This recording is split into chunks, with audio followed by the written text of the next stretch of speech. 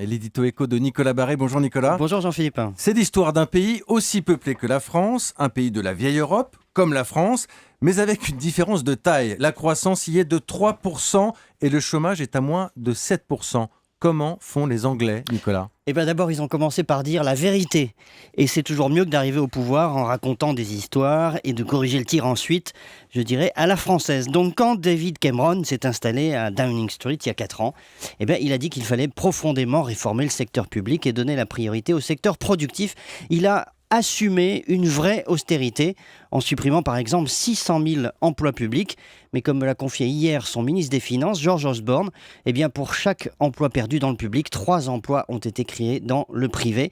En France, François Hollande a fait l'exact contraire au début de son mandat. Ponction sur le secteur productif et création d'emplois publics. Voyez le résultat. Une courbe du chômage qui s'est massivement inversée au Royaume-Uni, alors qu'elle continue de progresser chez nous.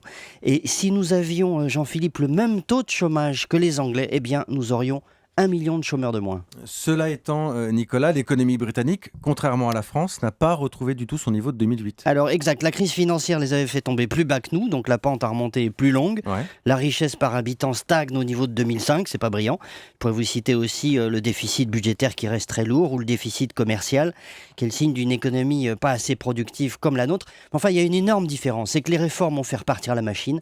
On est à plus de 3% de croissance contre entre 0 et 1% chez nous, et on s'achemine donc vers le plein emploi. C'est une économie qui s'est remise en mouvement. Et une économie qui attire aussi les investisseurs étrangers maintenant. Oui, ça c'est capital. Le Royaume-Uni attire les capitaux, les talents, c'est au cœur de leur stratégie, comme les États-Unis d'ailleurs. On simplifie les lois, les règles, la fiscalité, et puis ça paye.